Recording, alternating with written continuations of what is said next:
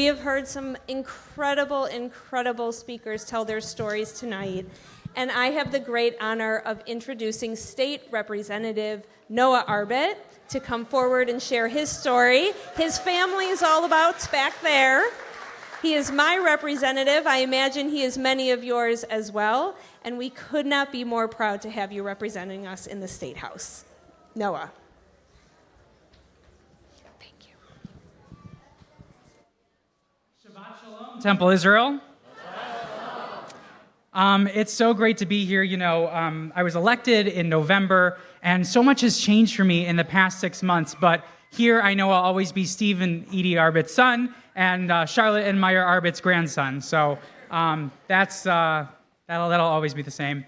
When I think about coming here on Pride Shabbat, what I really think about is that each and every one of us knows what it's like to have our identity be, in some way, a vulnerability for us. The challenge is to live authentically and fearlessly in spite of that vulnerability. That, to me, is what Pride is about.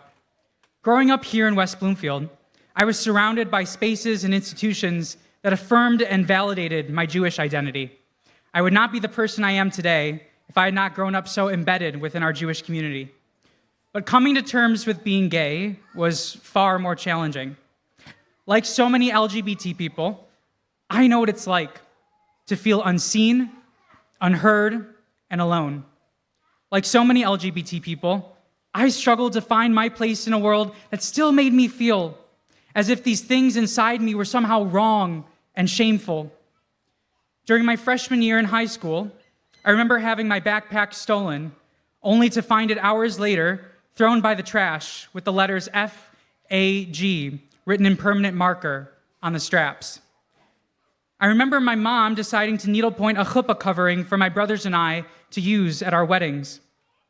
My mom's chuppah covering is this gorgeous cream-colored panel, nearly 6 feet long, with gold and silver threading, and it says in Hebrew, that phrase from the Song of Songs that we all know so well, Ani ledodi v'dodi li. I am my beloved's, and my beloved is mine. It was made painstakingly with love, but I detested it. Every time my mom would show me her progress, a new thread color, a new stitch she learned, I respond dismissively. I hated it. The reason is simple.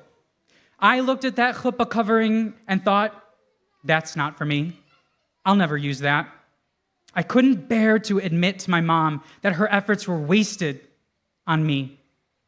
That chuppah covering became a symbol for all my unfulfilled desires as a person, as a man, as a Jew. It represented all the ways I felt that I was different, inferior, unworthy. It took me a long time to figure out just how wrong I was about all of it. I remember reading somewhere online that said something to the effect of, to live openly, proudly as a Jew in this climate of rising anti-Semitism is nothing short of an act of resistance. I was captivated by that thought, that my survival, my endurance as a Jew could be an act of resistance. Of course, it was, and it still is. And then I made the connection. If being proudly Jewish is an act of resistance, so too would be coming out. To think that my existence as an out, proud gay man could be that missing link, the barrier that I had to break in order to unlock my fullest potential, was revolutionary for me. So I decided that I finally would, publicly. I even remember the day, February 10th, 2021, not that long ago. 6 months later, I announced my candidacy to represent Greater West Bloomfield and Commerce in the State House. Now, over 2 years later, I stand before you as the youngest openly gay state legislator in Michigan history, representing the most Jewish district in the state.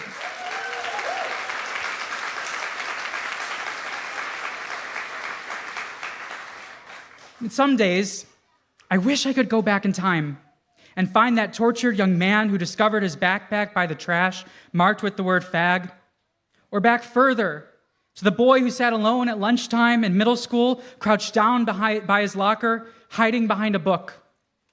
I wish I could shake him by the shoulders and tell him, I know you think you will always feel this way, that you will always be alone.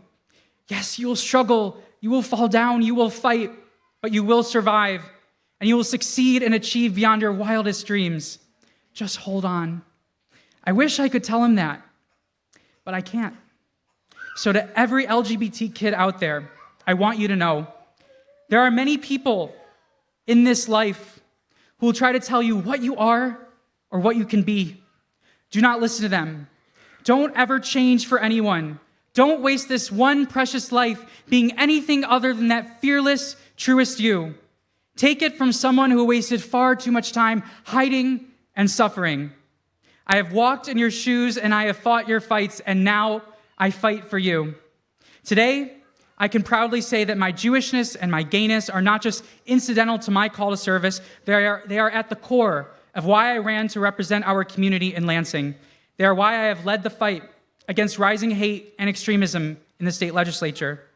And as a point of personal privilege, I am so proud to share with you that just this Tuesday, the first two pieces of legislation that I authored and introduced passed the Michigan House of Representatives in a bipartisan vote. Both the Michigan Hate Crime Act, which radically strengthens and transforms Michigan's ability to combat, deter, and prosecute rising hate crimes, as well as the Institutional Desecration Act, which specifically makes it a hate crime to vandalize, deface, or destroy houses of worship and cultural community centers. This legislation is historic and will help protect so many communities across the state of Michigan.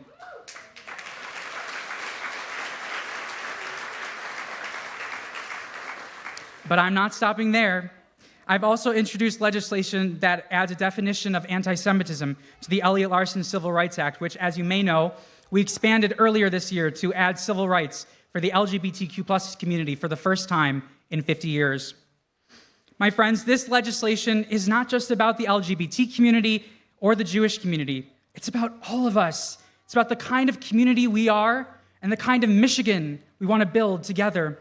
The kind of Michigan where every person has the chance to thrive, no matter where you come from, the color of your skin, the zip code of your home, how you worship, or who you love. The kind of Michigan that protects every person's unalienable rights. Today, we are one step closer to building that kind of Michigan. My friends, I feel so blessed to have the opportunity to represent this community that I love. Truly, it feels like Bashert. So, as we enter into this Pride Shabbat, let us all take to heart the words of Ralph Waldo Emerson. To be yourself in a world that is constantly trying to make you something else is the greatest accomplishment. Even with so many rising up to attack our rights or commit acts of hate and violence against the Jewish, LGBT, and so many other communities, I know that we will never stop fighting because, my friends, being openly, proudly LGBT and being openly, proudly Jewish is a revolutionary act, especially right now. Happy Pride and Shabbat Shalom.